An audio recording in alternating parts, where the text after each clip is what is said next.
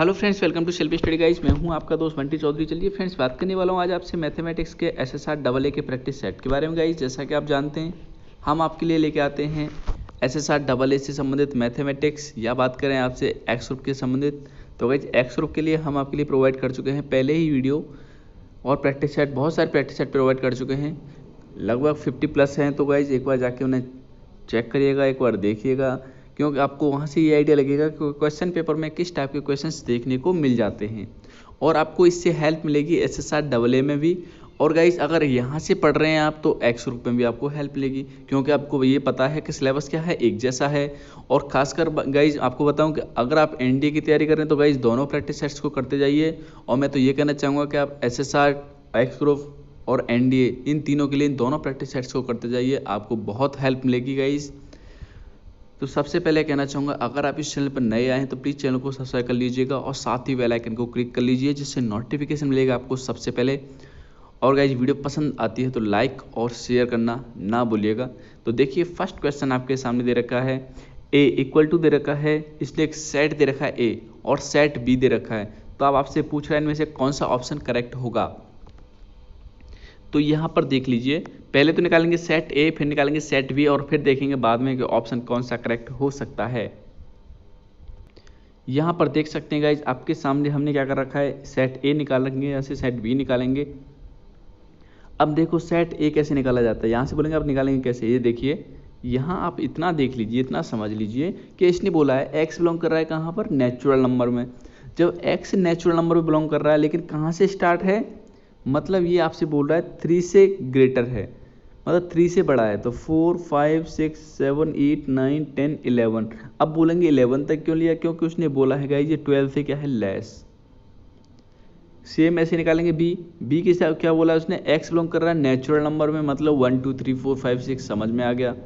अब आपसे बोल रहा है x क्या है, सम संख्या है, मतलब x क्या होना चाहिए, सम होना चाहिए। तो मतलब देख लीजिए क्या होना चाहिए, 2, 4, 6, 8, इस तरीके से। अब उसने आगे कंडीशन बोल दी कि x की वैल्यू 15 से ज़्यादा नहीं होनी चाहिए। तो देख लीजिए, हमने सेट निकाल लिया दूसरा। अब ऑप्शंस की तरफ जाना है और आपको ये देखना है कि उनका यूनियन निकालेंगे, ऑप्शन में है क्या यूनियन इनका। अगर यूनियन नहीं है तो डिवाइड देखिए।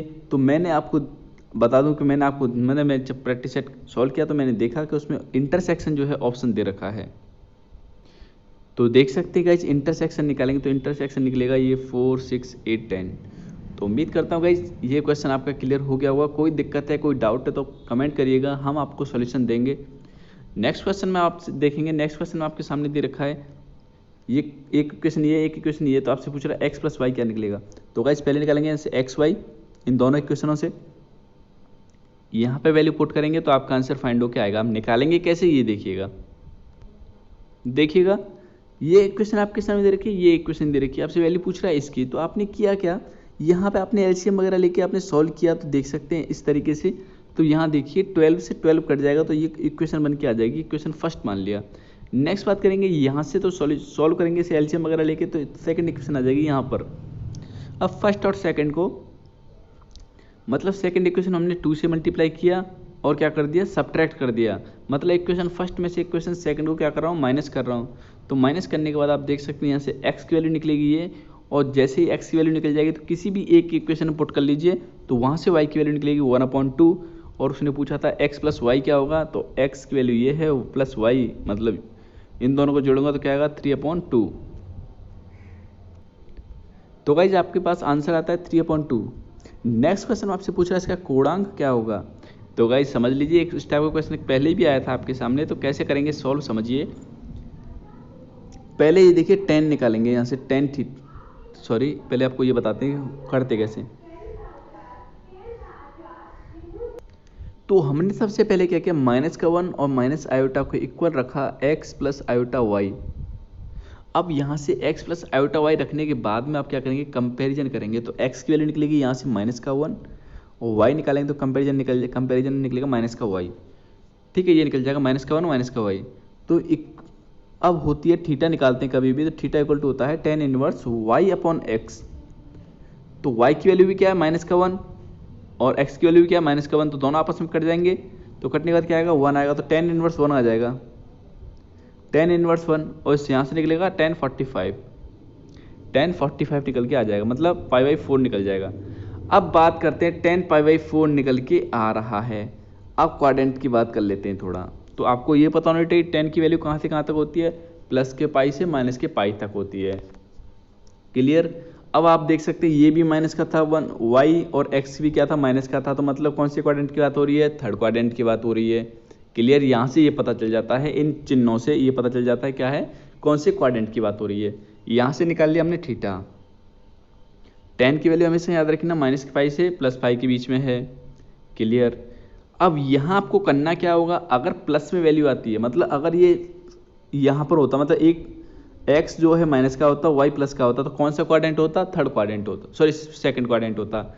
अगर दोनों पॉजिटिव होते तो कौन सा होता, फर्स्ट क्वाड्रेंट होता। अगर x पॉजिटिव और y नेगेटिव होता तो कौन सा क्वाड्रेंट बनता आपका, फोर्थ क्वाड्रेंट बनता।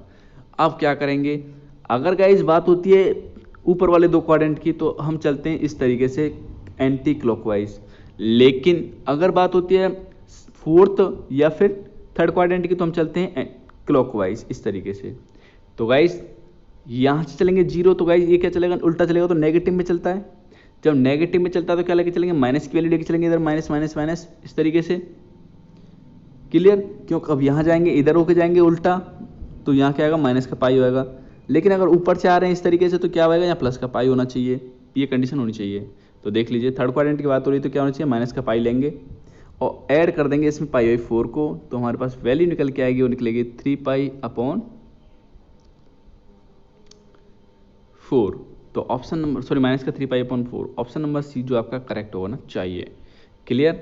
उम्मीद करता हूँ समझ में आ गया होगा। कोई डाउट रह जाता है, कोई प्रॉब्लम है तो कमेंट करिएगा। नेक्स्ट क्वेश्चन आपके सामने दे रखा है, इसने बोला TR समांतर श्रेणी का rवां पद है, मतलब जैसे nवां पद निकालते थे ना, a प्लस करके और n-1 d करके निकालते थे ना, यहाँ पे n की जगह क्या करते r कर दिया है, बस ये r। क्लियर। इतना आपको समझ में आ गया। तो यही कंडीशन है, बस r की वैल्यू दे रखी है 1 2 3, मतलब नेचुरल नंबर कुछ भी हो सकता है। आगे उसने बोला है कंडीशन क्या है, कंडीशन है गाइज आपके सामने Tm, मतलब m वां पद क्या दे रखा है 1/n। ये क्वेश्चन पहले भी मैं करा चुका हूँ। और n वां पद दे रखा है 1/m। आपसे पूछ रहा है Tn और m, तो ये किसके इक्वल होना चाहिए, a प्लस mn-1d, इसके इक्वल होना चाहिए, मतलब इसकी वैल्यू फाइंड करनी। क्लियरली बात ये है यहाँ पर। क्लियर। तो चलिए निकाल लेते हैं। पहले यहाँ से वैल्यू निकालेंगे, इन दोनों को ले जाके d और a की वैल्यू निकालेंगे, या तो d की निकाल लो या फिर a की निकाल लेंगे। ठीक है। निकालने के बाद इसे पुट करेंगे, वैल्यू आपकी फाइंड हो के आ जाएगी।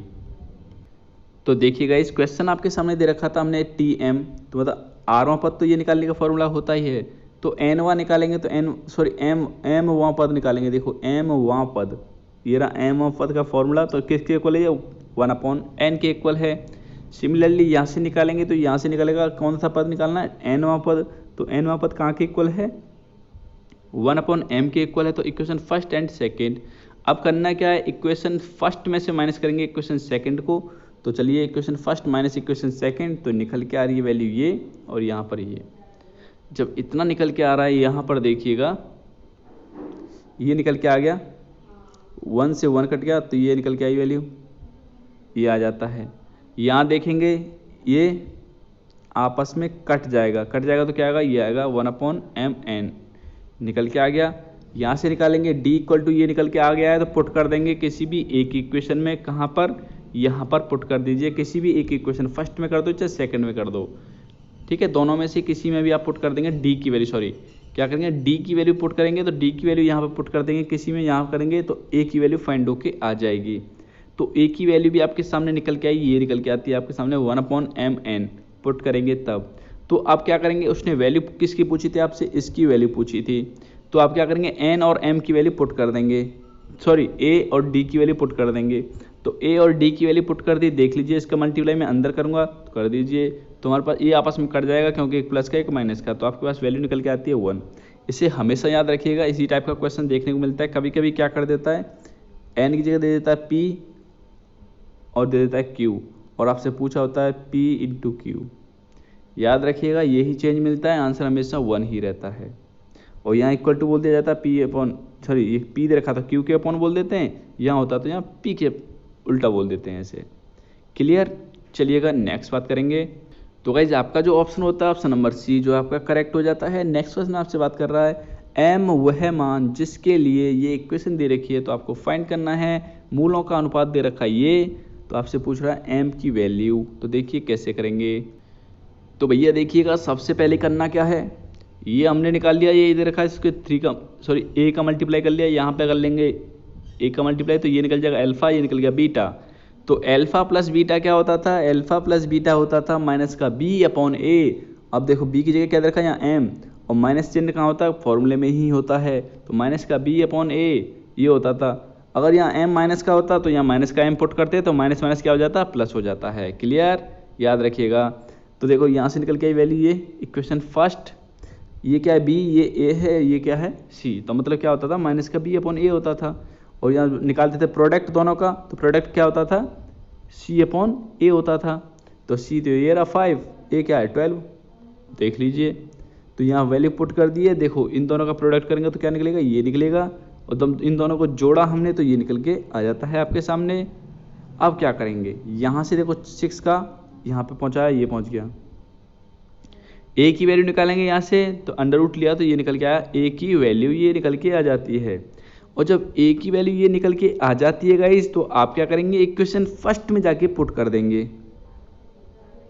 तो इक्वेशन फर्स्ट में पुट करेंगे ए की वैल्यू, तो ए की वैल्यू जैसे ही हमने पुट किया, देखो यहाँ क्या करेंगे, ये काटेंगे तो 2 टाइम्स कटेगा 2, अब इससे काटेंगे तो ये अंडर रूट 2 टाइम्स कट जाएगा, ठीक है। अंडर रूट 2 और मल्टीप्लाई करेंगे अंडर रूट 5 का, तो क्या हो जाएगा, एक ही के अंदर आ जाएंगे तो क्या आ जाएगा, रूट 10 हो जाएगा।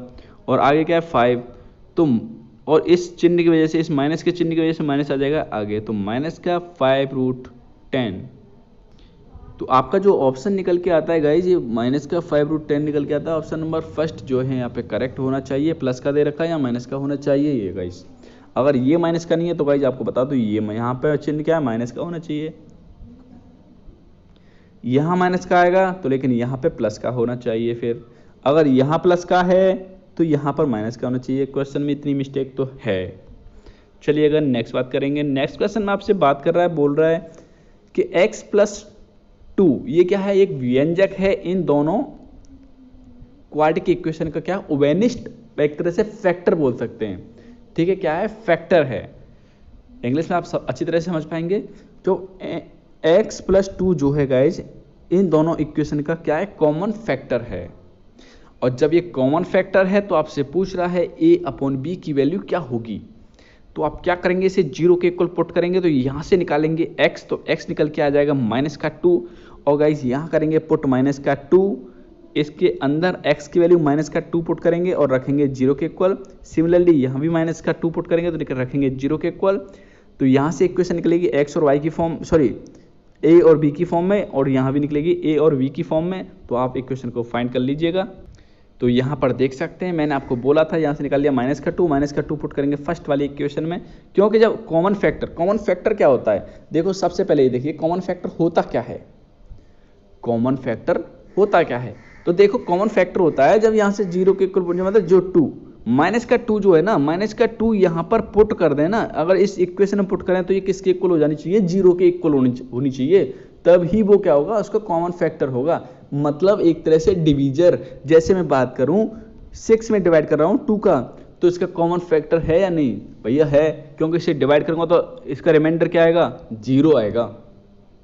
क्लियर, यहां पे क्या आएगा, इसका रिमाइंडर 0 आएगा। लेकिन अगर मैं बात करूं यहां से 3 से करूंगा तो क्या आएगा, तो भी 0 आएगा। लेकिन अगर मैं यहाँ 4 कर देता हूं तो क्या 0 आएगा। तो इसका कॉमन फैक्टर है क्या, ये नहीं है गाइस। तो कॉमन फैक्टर का मतलब मैं आपसे यही समझाना चाह रहा हूं कि कॉमन फैक्टर मतलब जो वैल्यू x की वैल्यू यहाँ पुट करें तो उसकी वैल्यू क्या कर दे, 0 के इक्वल बना दे। ये तो नियम ही कहता है।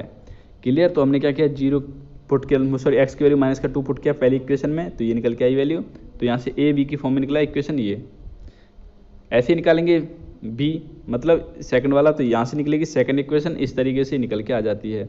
अब इक्वेशन फर्स्ट और सेकंड दोनों आ जाती हैं, सॉरी सेकंड और थर्ड आ जाती हैं। सेकंड और थर्ड को आप किसी भी कंडीशन से सॉल्व कर सकते हैं। तो हमने क्या किया है, फर्स्ट इक्वेशन में मल्टीप्लाई किया है 2 का, सॉरी इसमें सेकंड इक्वेशन में पुट किया, मल्टीप्लाई किया हमने 2 का, मल्टीप्लाई करने के बाद 2 का तो माइनस कर दिया हमने 3 को, तो 3 को माइनस कर दिया, तो निकल के आया यहाँ से a की वैल्यू 4, और जब a की वैल्यू 4 आ जाती है, किसी भी a की क्वेश्चन पुट करेंगे तो b की वैल्यू यहाँ से निकल जाएगी। तो आपसे पूछ रहा था a अपॉन b क्या निकलेगा, तो a की वैल्यू भी 4 है, b की वैल्यू भी 4 है, 4 से 4 करिएगा तो 1 आया।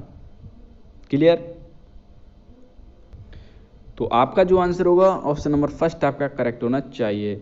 नेक्स्ट क्वेश्चन में आपके सामने दे रखा है गाइस, 12 बिंदुओं को मिलाकर कितने त्रिभुज बनाए जा सकते हैं। कंडीशन दे दी है आपके सामने, जबकि 7 बिंदु एक सरल रेखा में हैं, मतलब 1 2 3 4 5 6 7 ये दे रखे हैं आपके लिए सरल रेखा में। तो आपसे पूछ रहा है कि जब ये सरल रेखा में है तो बच्चे को कहाँ होंगे, ऊपर होंगे 1 2 3 4 और 5। ठीक है, ये हो जाते हैं। अब आपसे बोल रहा है कितने त्रिभुज बनाए जा सकते हैं, ये कंडीशन है आपकी। ठीक है, तो आपको फाइंड करना, कैसे करेंगे फाइंड देखिएगा। तो ऐसे कैसे निकालेंगे ट्रायंगल्स, देखिएगा 12 पॉइंट होते हैं और टोटल 12 पॉइंट थे और 3 पॉइंट से मिलकर क्या बनता है, एक ट्रायंगल बनता है। कम से कम 3 पॉइंट होने चाहिए तभी बनेगा ट्रायंगल। माइनस कर देंगे 7 पॉइंट, क्या है उसके क्या है, एक लाइन में है 7 पॉइंट, माइनस कर देंगे और क्या निकलेगा, इस तरीके से इन्हें माइनस करेंगे तो यहां से इसे सॉल्व करेंगे तो निकल के आ रहा है 220, माइनस इसे सॉल्व करेंगे तो निकल के आएगा यहाँ पर 35। तो 220 में से 35 को माइनस करेंगे तो आपके पास आंसर निकल के आएगा 185, मतलब 185। तो ऑप्शन नंबर फर्स्ट आपका यहाँ पे करेक्ट होगा। इसी तरह से होगा सॉल्व, मतलब 12 पॉइंट हैं तो जब 12 पॉइंट मान के चलते हैं। अगर आपसे बोला होता है कि भाई 12 बिंदु हैं और कितने ट्रायंगल बनाए जा सकते हैं, उसमें आपसे कंडीशन नहीं दे रखी कि मतलब 7 एक लाइन में है या 8 एक लाइन में, कुछ नहीं दे रखा है ऐसा। तो आप सिंपली ये करेंगे तो 220 निकल के आ जाएगा। लेकिन अगर उसने बोल दिया कि 7 एक लाइन में है तो या 8 एक लाइन में है, तो इस तरीके से करेंगे, इसे माइनस कर देंगे तो टोटल ट्रायंगल्स निकल जाएंगे। क्लियर? चलिएगा नेक्स्ट बात करते हैं। नेक्स्ट क्वेश्चन में देखिए, यहाँ आपको बता दूं थोड़ी मिस्टेक है, यहाँ 5 नहीं है, ये 5 गलत लिख रखा है। अगर ऑप्शन के रिगार्डिंग चलें तो, अगर आप ऑप्शन को लेके नहीं चलते हैं, सिंपली करते हैं तो इसका आंसर बहुत लंबा आएगा। मतलब आप क्वेश्चन को लेके चलते हैं कि क्वेश्चन सही है, हमारे ऑप्शन गलत हो सकते हैं, चल लीजिए भैया, सही बात है, क्योंकि आपके पास क्वेश्चन है, क्वेश्चन के अकॉर्डिंग चलना पड़ेगा हमें, ऑप्शन के अकॉर्डिंग नहीं।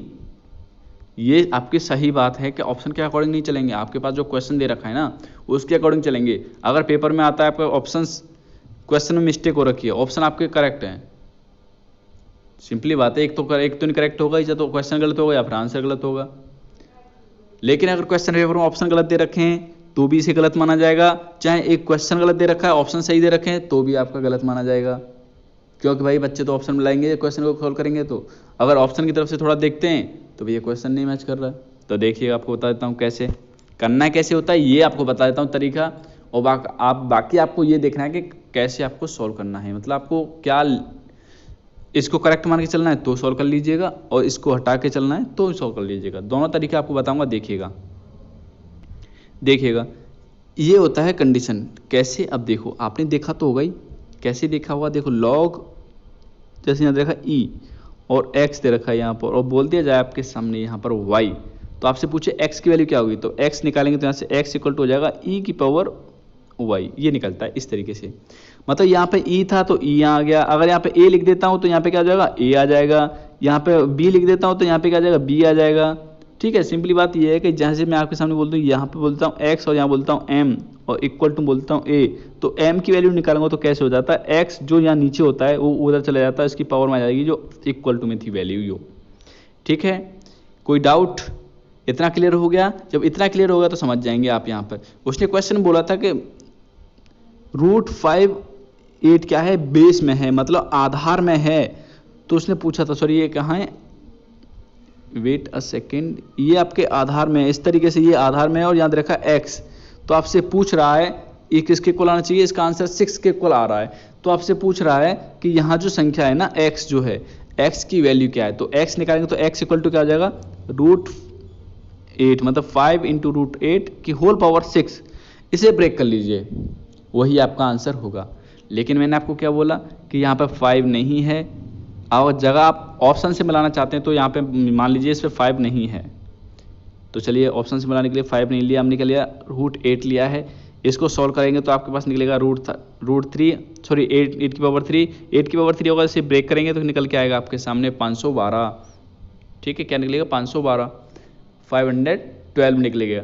क्लियर। लेकिन अगर यहाँ पे 5 होता रूट का तो वही 5 इंटू 5 इंटू 5 इंटू मतलब 6 टाइम 5 का मल्टीप्लाई करना पड़ता, तो बहुत लेंथी हो जाता, तो इतना लंबा क्वेश्चन कोई भी नहीं देता। अगर देता भी तो आपके सामने कैसे बोलता, ये कंडीशन दे रखा होती साथ में और ये 5 दे रखा होता, तो आपके सामने होता है 5 की पावर 6 इंटू ये 8 की पावर हो जाएगा 3, ये होता आंसर। अगर आपके सामने यही क्वेश्चन सॉल्व करने के लिए होता तो इस तरीके से सॉल्व करते। क्लियर, याद रखिएगा इस चीज़ को। तो गाइज आपका जो आंसर निकलेगा 512 ऑप्शन नंबर डी निकलेगा, जब आप इसे हटा देंगे तो। लेकिन अगर नहीं हटाते हो तो गाइज 5 की पावर 6 इंटू 8 की पावर 3 ये आंसर होगा, कैसे भी सॉल्व कर लीजिएगा। चलिए नेक्स्ट बात करते हैं। नेक्स्ट क्वेश्चन आपसे बोल रहा है ए एक मैट्रिक्स है जो कि 2x3 की है, 2x3 की है, और आपके सामने दे रखा है ए इंटू बी, मतलब ए और बी की मैट्रिक्स क्या इतनी की है, लेकिन बी आपसे पूछ रहा है क्या होना चाहिए। तो देखिए गाइज आपको बता दूं 2x3 तो दे ही रखा है, हम मान लेते हैं यहाँ पर n क्रॉस m की मान लेते हैं, और इक्वल टू दे रखा है किसने 2x5 ये दे रखा है, क्योंकि ये a है इंटू बी है, निकल के आ रहा है ए बी, याद रखिए। अब जब आप ये मत इस पे मत जाइएगा गाइस यहाँ क्रॉस क्यों लगा दिया, ये लगा दिया वो लगा दिया, आपको क्वेश्चन समझना है, कैसे समझा रहा हूँ वो समझिए बस, जिससे आपको आसानी से समझ में आएगा, हर क्वेश्चन को आप कर पाएंगे। फिर आपको ये पता चल जाएगा इन दोनों का प्रोडक्ट हो सकता है, कभी नहीं हो सकता, मतलब किसी भी दो मैट्रिक्स का प्रोडक्ट होने के लिए क्या क्या कंडीशन होनी चाहिए ये आपको यहाँ से पता चल जाएगा। देखिए कैसे, सबसे पहले देखो अगर आप इन दोनों का प्रोडक्ट करना चाहते हैं तो गाइस इसका जो फर्स्ट टर्म है और इसका ये लास्ट, ये दोनों इक्वल होने चाहिए, मतलब ये 3 है तो ये भी क्या होना चाहिए 3 होना चाहिए, तभी प्रोडक्ट हो सकता है। अब आप बोलेंगे चलो भैया n तो आपने निकाल दी, लेकिन m कैसे निकलेगा। तो गाइस देखिए आपको ये बता दूं कि जब कभी भी प्रोडक्ट होता है, मतलब यहाँ 3 है यहाँ भी 3 होना चाहिए, तभी प्रोडक्ट हो सकता है। और जब प्रोडक्ट होता है तो ये दोनों क्या होता है हट जाते हैं, तो बचा हुआ 2 और क्रॉस बचा हुआ m, ये आता है आंसर में। तो 2 तो यहाँ दे ही रखा है, तो m क्या होगा 5। क्लियर, तो आप निकाल सकते हैं n की वैल्यू तो क्या निकाली यहाँ से 3 निकल के आ रही है, क्रॉस m की वैल्यू यहाँ से क्या निकलेगी 5, तो 3 क्रॉस 5 की वैल्यू मतलब 3 क्रॉस 5 होगा। तो जो b होगी कौन सी उसकी मैट्रिक्स होगी 3 क्रॉस 5 की, ऑप्शन नंबर फर्स्ट आपका करेक्ट होना चाहिए। चलिए नेक्स्ट बात करते हैं। नेक्स्ट क्वेश्चन में बात करेंगे, देखो ये दे रखा है a की पावर n, तो आपसे पूछ रहा है इनमें से कौन सा ऑप्शन जो है आपका करेक्ट होना चाहिए। देखिएगा पहले आप ये देख लीजिए आयोटा की वैल्यू क्या होती है √1 होती है, माइनस का √1 होती है, ठीक है। और निकालेंगे a आयोटा स्क्वायर तो क्या होगा माइनस का 1 हो जाएगा, आयोटा की पावर 3 निकालेंगे तो माइनस का आयोटा निकलता है, ये माइनस का 1 है गाइस, ठीक है। और आयोटा की पावर 4 निकालते हैं तो इसका मतलब क्या होता है 1 होता है। क्लियर, तो देखिए अगर मैं करता हूँ a का स्क्वायर, तो a का स्क्वायर करूँगा तो क्या हो जाएगा आयोटा का स्क्वायर 0 0 और आयोटा का स्क्वायर, तो देखिए यहाँ से निकलेगा आयोटा स्क्वायर की वैल्यू क्या होती है माइनस का 1 0 0 माइनस का 1, ये निकल के आया a स्क्वायर। सिमिलरली b की पावर q निकालेंगे, सॉरी a की पावर q निकालेंगे, तो देख लीजिए a स्क्वायर निकाला तो ये निकला, और a की पावर q निकालेंगे मतलब a की पावर 3 निकालेंगे, तो आपको मैंने बताया आपके सामने ये किसकी क्या होती है, किसके इक्वल होती है माइनस आयोटा के इक्वल होती है। तो देखो हमने निकाला तो माइनस का आयोटा 4 पुट किया तो निकल के आया ये, 5 पुट किया तो ये निकला, सेकंड 6 पुट किया तो ये निकला, 7 पुट किया तो ये निकला, 8 पुट किया तो ये निकला।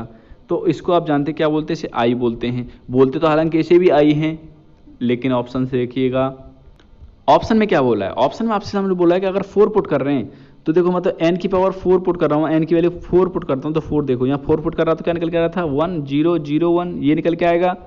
a की वैल्यू जो a की पावर यहाँ 4 पुट करूँगा तो ये निकलेगा, और ये किसके इक्वल होगा i के इक्वल, लेकिन इसने क्या बोल रखा ये यहाँ पे किसके इक्वल आना चाहिए a के इक्वल, इसलिए क्या होगा ये इनकरेक्ट हो जाएगा।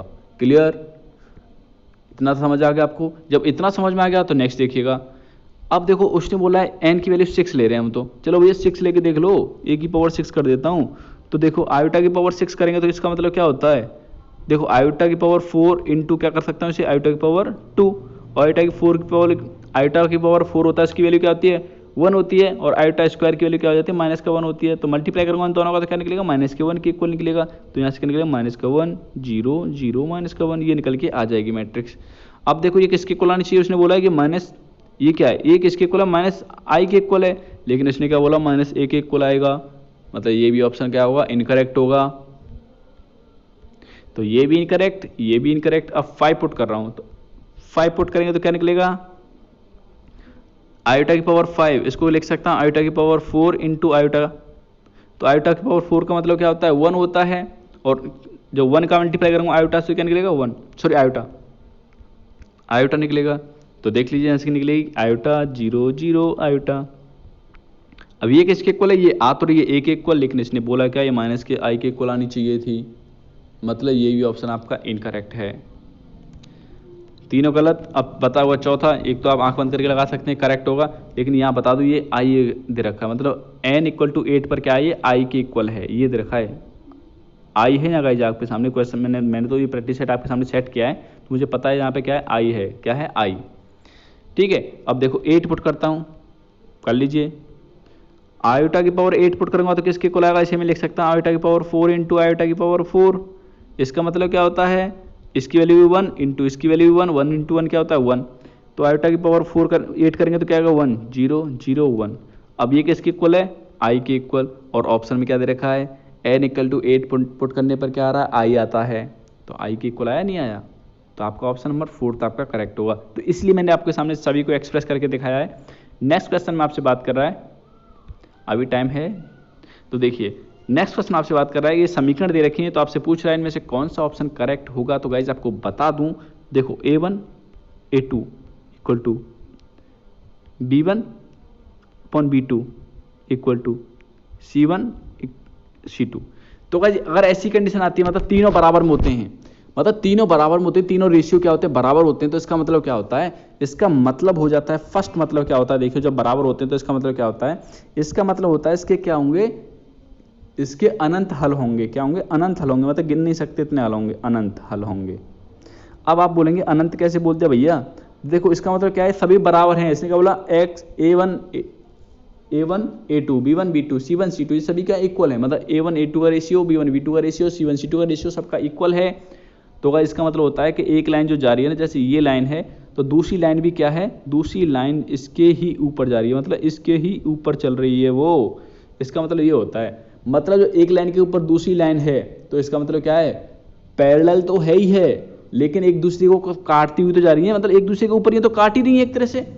जो काट रही है तो मतलब कितने पॉइंटों में काट रही है भैया, अनंत पॉइंटों में काट रही है, यहाँ से यहाँ तक जाने में। तो क्यों, उसने क्या बोला है, एक लाइन ही तो है, और लाइन क्या होती है, लाइन जो चलती जाती है, और लाइन के ऊपर लाइन दूसरी है, तो इसका मतलब क्या है, उसके अनंत हल होंगे, क्योंकि एक लाइन क्या होती है, एक लाइन अनंत बिंदुओं से मिलकर बनी होती है, एक लाइन जो होती है अनंत बिंदुओं से मिलकर बनी होती है। हालांकि मिनिमम कितने पॉइंट चाहिए होते हैं, 2 पॉइंट चाहिए होते हैं बनाने के लिए, लेकिन एक लाइन दे दी तो क्या अनंत पॉइंटों से मिलकर होती है। तो आप बोल सकते हैं क्या होगा यहाँ का, इसके अनंत सॉल्यूशंस होंगे। ठीक है, अब देखो नेक्स्ट, अगर गाइज ये आता है कंडीशन आपके सामने, देखो ये तो हो जाती है, अब यहीं पे आपके सामने कंडीशन आ जाती है कि ये नॉट इक्वल टू हो गया, ये नॉट इक्वल टू हो गया, बाकी के सभी इक्वल हैं, तो इसका मतलब होता है क्या होगा, इसका कोई भी सॉल्यूशन नहीं होगा, क्योंकि इसका मतलब हो जाता है ये दोनों पैरेलल हैं, मतलब ये तो दोनों इक्वल हैं, लेकिन ये क्या है, अलग है। तो इसका मतलब क्या है, ये दोनों पैरेलल हैं, और जब पैरेलल हैं तो कहीं काटेंगी क्या, कभी नहीं काटेंगी। तो कभी नहीं काटेंगे तो इसका मतलब क्या होगा, इसका कोई भी सॉल्यूशन नहीं होगा। क्लियर। अगर यहाँ आ जाता है आपके सामने ये भी नॉट इक्वल टू होता है, मतलब आप इस कंडीशन को भूल जाइए, आपके सामने ये आ जाते हैं दोनों, मतलब ये नॉट इक्वल टू है, तो इसका मतलब क्या होता है भैया, इसका क्या होगा, जब आपके सामने ऐसी कंडीशन आती है तो इसका मतलब होता है इसका एक ही सॉल्यूशन है। तो देख लीजिए कौन सी कंडीशन बन रही है, ये ए होगा, ये a2 होगा, तो a1 क्या है 2 और a2 क्या है 10 इक्वल टू 3 और b2 क्या है यहाँ से 15 इक्वल टू 5/50। तो देखो सॉल्व कर रहा हूँ तो यहाँ से 2 से 1/5 इक्वल टू, ये काट के देखा तो क्या है 1/5 इक्वल टू, इससे काटा तो क्या है 1/10 आया ये, तो मतलब ये नॉट इक्वल टू हो जाता है। और ये नॉट इक्वल टू हो गया, आप समझ सकते हैं फर्स्ट वाले दोनों इक्वल हैं, तो इसका मतलब क्या होगा, पैरेलल होंगी, और पैरेलल होंगी तो इसका मतलब होता है इसका कितने सॉल्यूशन होंगे, इसका कोई भी सॉल्यूशन नहीं होगा, इसका कोई सॉल्यूशन नहीं होगा। तो बोल सकते हैं असंगत हल बोल सकते हैं। तो गाइज आज के लिए इतना ही रखते हैं इस क्लास को, मिलते हैं आपसे नेक्स्ट वीडियो में, नेक्स्ट क्लास में मिलेंगे। बाकी के जो क्वेश्चन बचे हुए हैं देखो 12 के बाद में हम आपके सामने कराएंगे, तो इन क्वेश्चंस को एक बार खुद से ट्राई करके देखिएगा। मैं आपके सामने क्वेश्चंस दिखा देता हूँ सारे, इसके शॉट लेते जाइएगा। इन सारे क्वेश्चंस को हम कराएंगे आपके सामने नेक्स्ट क्लास में, तो सभी के स्क्रीनशॉट ले लीजिएगा। तो चलिए फ्रेंड्स, मिलते हैं आपसे नेक्स्ट वीडियो में, मिल लेते हैं आपसे विदा। तो thank you friends, hope so आपको वीडियो पसंद आई होगी। अगर आपको वीडियो पसंद आई तो लाइक कर दीजिएगा, साथ ही अपने फ्रेंड्स के लिए शेयर करके जाइएगा। और गाइज, अगर आप इस चैनल पर नए थे तो प्लीज़ चैनल को सब्सक्राइब कर लीजिएगा और बेल आइकन को क्लिक कर लीजिएगा, जिससे नोटिफिकेशन मिलेगा आपको सबसे पहले। जय हिंद, जय भारत।